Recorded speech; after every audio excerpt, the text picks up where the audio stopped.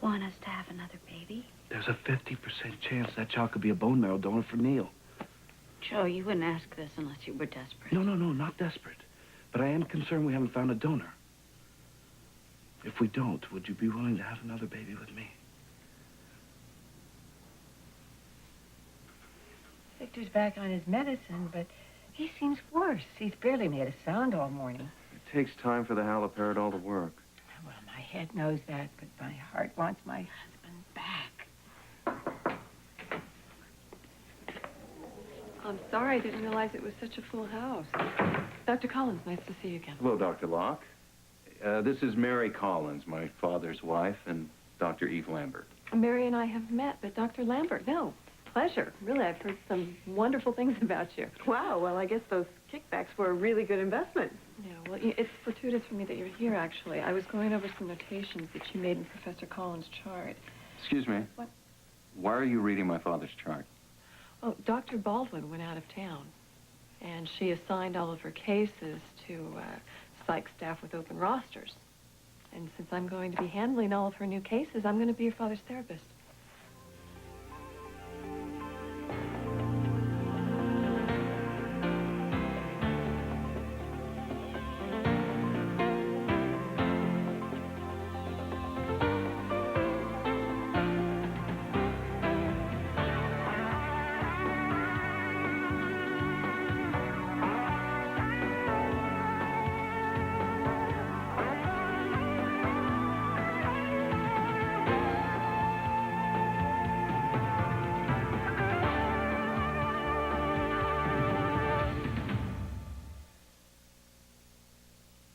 Oh, I don't think taking over my father's case will be necessary.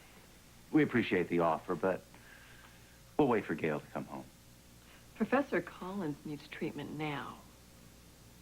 You don't want to put his recovery at risk because you feel more comfortable with Dr. Baldwin, do you? Yeah, it wouldn't hurt to let Dr. Locke try with Victor, would it? Okay. Sure. But we'll stay close. It'll make Victor more comfortable. No doubt about that. Excuse me.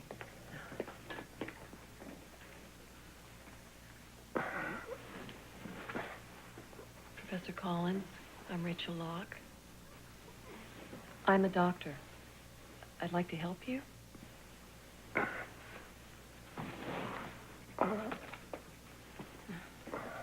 Let's try soothing him. Do the two of you share a song? Well, yeah. He loves when Irish eyes are smiling. We were just learning it on the accordions. Would you mind singing it for him? Now. Yes? Here. Please? Okay.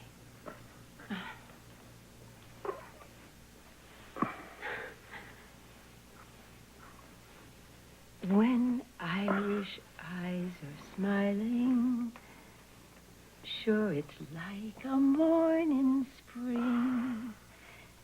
In a lilt of Irish laughter, you can hear the angels sing. He's making eye contact. When Irish hearts are happy, all the world seems bright. Why don't we go again. outside and give them a moment to connect? And when Irish eyes are smiling, Mary? still. Just be outside. Okay. Your heart away. Well, I have to hand it to you, Doctor. The musical recognition was a good idea. Well, I used the same technique on another patient with a similar condition over at Marblehead Clinic. Marblehead? Oh, you worked at Marblehead. You must know an old friend of mine, David Klein. Dr. Klein, no, I heard of him, but I never had the pleasure of working with him. Oh, excuse me, there's another patient I'd like to check on. Sure, thank you. Wow, so that's the infamous Dr. Locke. I almost expected her to have horns, Kevin. I'm not convinced that she doesn't. You know, every time I have a conversation with her, I am more and more convinced that I know her from somewhere. Well, good luck figuring it out. I have rounds. I'll see you later. I'm counting on it.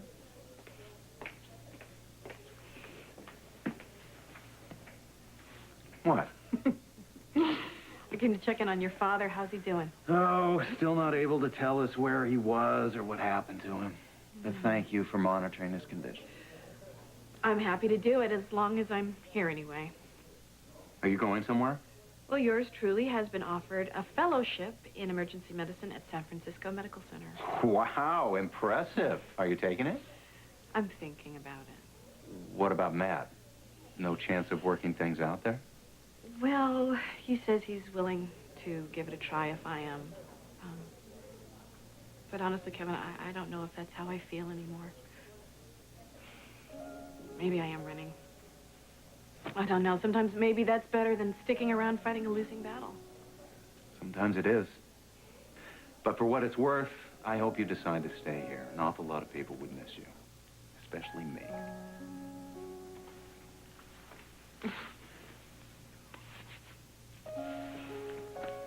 Thanks. I know I'm asking a lot. Getting pregnant, carrying a baby for 9 months, labor. Yeah, but Joe, having the baby would just be the beginning. It would mean a lifetime commitment. Yeah, which I'm willing to make. I mean, even though you and I wouldn't be married, we'd be a family for this kid, just like we are with Neil. And how would this affect you and Karen? She knows your pregnancy would be achieved with artificial insemination. That being said, this is tough on her. Things might not ever be the same for us, but she wants to work at it. Well, it sounds like she's being fairly incredible. This isn't a minor inconvenience for you either. What do you say? You're offering me a way to save our son. And I am very grateful. Of course, I'll do it if he needs the donor, of course. I had a feeling you'd say that. You're fairly incredible yourself. Yeah, you too. I've got to check on a patient in ICU. Okay.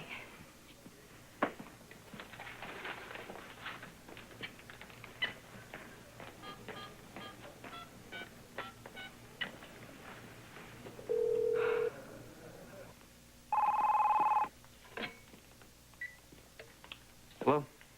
I need to see you. You have to come back to the hospital. Is Neil okay? His condition hasn't changed. But this has to do with his future. And what I have to say needs to be said in person. Dr. Randy Morager. This is Dr. Wexler? Hey, Karen, it's your favorite father. Wait a second. I'm just going to put you on speakerphone, okay? Karen, hey, it's me. How are you? Nice to hear your voice. I'm doing good, actually. I'd love to be there with you guys. Escape sounds pretty good at the moment. What's going on, Karen? Don't freak out, but there is a chance Bordizzo tried to get me in trouble here at the hospital. What are you talking about, Karen? Well, Neil was given medication he's allergic to, and according to his chart, I supposedly prescribed it. Oh, man, you gotta be kidding. Well, don't worry. I mean, his condition is stable, and no one's blaming me. This is right up Bordizzo's alley. You know, Karen, Aunt Charlene has so much room here. Why don't you just get yourself up here and join us? Well, it sounds tempting, but I can't. I'll be fine. By the way, I have some good news. Victor's alive. What? Did you hear what she just said? Are you sure? I mean, what happened? Was there some... What? I don't have all the details, but I promise as soon as I hear something to let you know. Oh, thank you. You have just made my whole week. That's the most wonderful news. Well, I should let you guys go. Besides, I have a truckload of charts here to update. Karen, listen, you have the new cell phone, so don't hesitate to call me if you're in any kind of trouble, all right? Okay. Well, kiss Serena and the baby for me. All right, Karen, you take it easy, all right? Okay. Ta. Bye. I can't believe this. I can't believe Victor is alive. That is the most wonderful news. Yeah, we should have figured that old coot wasn't going to go anywhere without some kind of a fight. Yeah, you're right. I did sort of know it. Deep down, I knew it. You know, I want to call him. I want to hear Victor's voice on the phone, and I want to talk to Kevin. You know, he must be so relieved. Yeah, well, you know, Lucy, we got to be very careful about who we call because we don't want Bordizzo to be able to trace. Also, I would like to split myself in two. I'd like to have half of me down there protecting Karen, the other half over here protecting you. I get the feeling you're beginning to think you're going to have to head out soon. I'm missing you already. Yeah, I know. But I got to get out of here. I got to go make sure that Bordizzo's not a threat to anybody anymore. And I want you to stay put. You stay right here, and you just enjoy yourself. I love it when you get all protective and macho.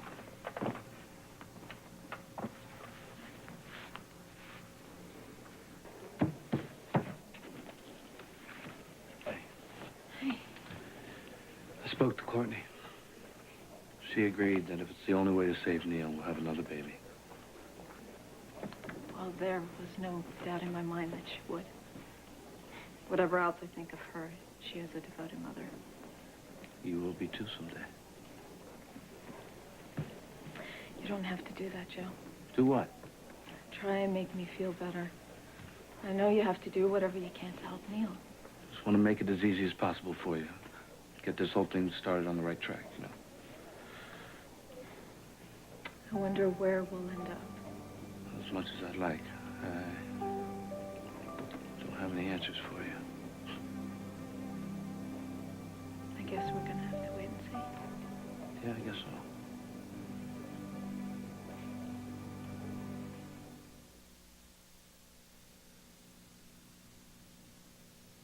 We'd be a family for this kid. Just like we are for Neil. Come on, let's go! Hey, hold your horses, we're coming. I want to show off Joey to my friends. I'll wait in the car. Now let's get the show on the road, people. This is the way it's to be, huh? Neil healthy, ripping around like a maniac. Oh. It was amazing. So he's our own little miracle worker. Yeah, this little angel made me well. And it made me realize how much I love you. Someday I hope you can forgive me for wasting so much time. Time we could have spent loving each other. It'll never happen again, I promise, honey.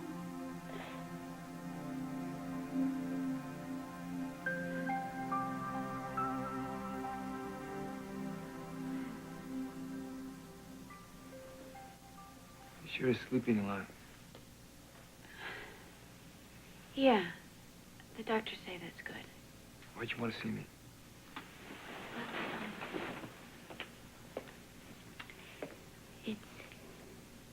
It's decent news for a change. Yeah. Let's go outside, okay?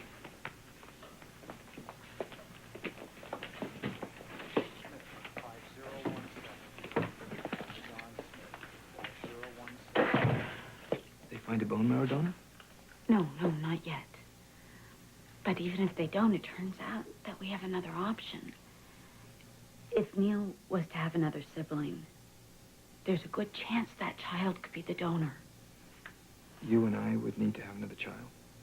It may be Neil's only chance. So if it comes to that, Frank, will you do it? Anything for Neil. I'll do whatever I have to get him healthy. Thank you.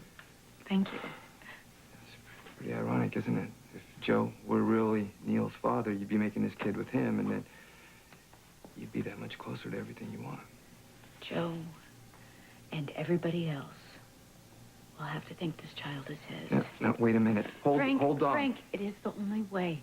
Yeah, it's the only way for you, you mean. I've been keeping quiet about Neil for his sake. But I want this baby to know me as a father from day one. Frank, come on. It won't be forever. It will be if you have anything to say about it. Joe's been taking what's mine his entire life, and it's not going to happen anymore.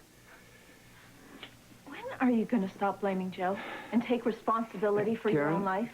Before you judge me, listen to what I have to say. As if I would believe one word that came out of your mouth. I need to get back to Neil. Excuse me. Do you like stirring up trouble, Frank? Because that's all you seem to be doing these days. Listen to yourself. You sound exactly like Joe. He's turned you against me. I have work to do. But for the record, I've made up my own mind about you. You're destructive, and you scare me.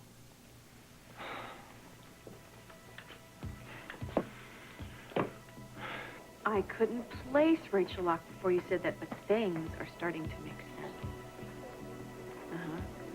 Well, is it possible that Rachel is the same person going by a different name?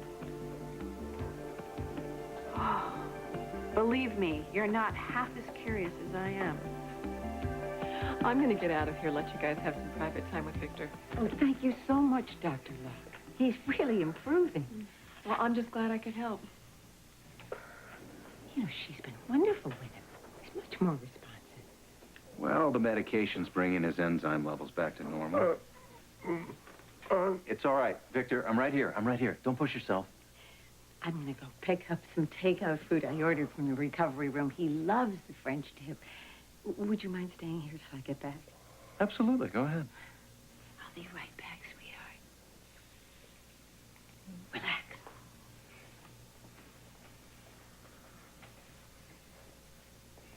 He really does seem to be doing better. Sure, and this we attribute to all of 2 visits from Dr. Locke. Well, she does have a nice bedside manner. You think I'm being too hard on her? Maybe just a little. Well, how am I supposed to trust someone who thinks that Julie Devlin is ready to run for city council or Look, something? I don't want Julie to be released from Ferncliff any more than you do. But keeping your feelings about Julie separate from Dr. Locke are probably in Victor's best interest. Well, Rachel Locke won't be Victor's doctor for much longer. Gail will be home soon. And then shortly after that, maybe I can manage some father-son therapy. Have you seen more visions of the boy? No. Not since Victor got back. Oh, knock on wood. Well, I can't say that I'm sorry they've stopped. But I still have no idea what brought them on in the first place. It must be about our missing time from our trip to Italy. Well, if you have any theories about how all of this is connected, please, dazzle me. Are you kidding me? I'm still trying to find out what Victor meant on Jasmine Island when he told us we would be safer if we didn't remember anything. So far, all we have is more questions. Don't drive yourself nuts trying to figure it all out. Victor will be able to fill in the blanks in due time. You know, that's good advice. If you're not careful, someone could accuse you of being sensible. I'm only sensible on alternate Thursdays. Oh. What would you do without me? You know, I don't really want to find out.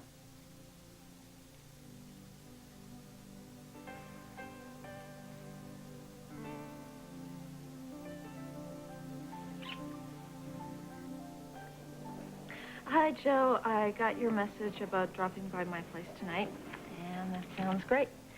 So I guess I'll see you tonight. Why is it every time I turn around, you're right there? I didn't want to leave things the way they were, Karen. We should straighten this out. There's nothing to straighten out. We are not friends anymore. And you're delusional if you think we ever could be again. You know I am not crazy. Well, then you're hard of hearing. Because I've asked you repeatedly to leave me alone. If you would just listen to my You know, side of maybe things. you're not getting this because DL56 rewired your brain or something. Whatever the case, you need help. But I'm not going to be the one to offer it to you this time. Come on, didn't that tough love thing go out in the 80s? Love is not something I associate with you, Frank. I don't love you now, and I never will. You're making a mistake. For the last time, leave me alone.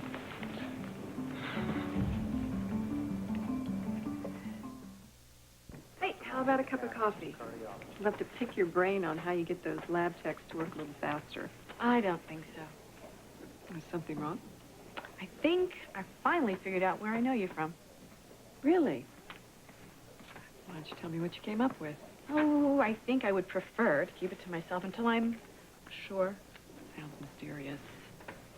I don't have any deep, dark secrets in my past. Oh, wait. Unless you heard about the party that I threw when I graduated from med school. You know, have you, ever gone by a different name? No. Why do you ask?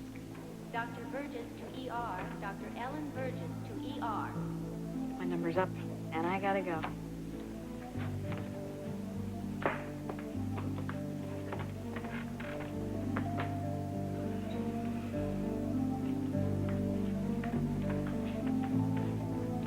Victor's coming back to us, isn't he? I can just feel it. You can see it too, can't you? I mean, I'm not fooling myself. No, you're not fooling yourself. I see it too. You know, you two should take a night off and just relax. Oh, Mary, you're the one that needs some rest.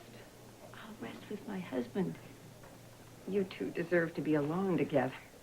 You know, I think she's right. Just call us if there's any change, all right? Come on, I'll walk you. I'm going out this way to the nursery.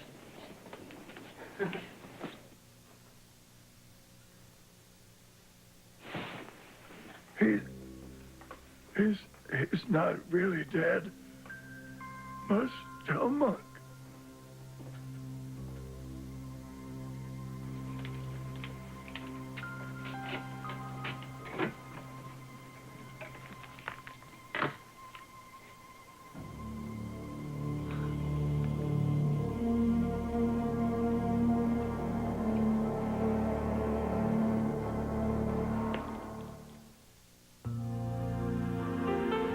Next week on Good Morning America, Cuba Gooding Jr. and Skeet Ulrich heat up the chill factor, plus a sizzling performance by Tori Amos. That's next week on Good Morning America.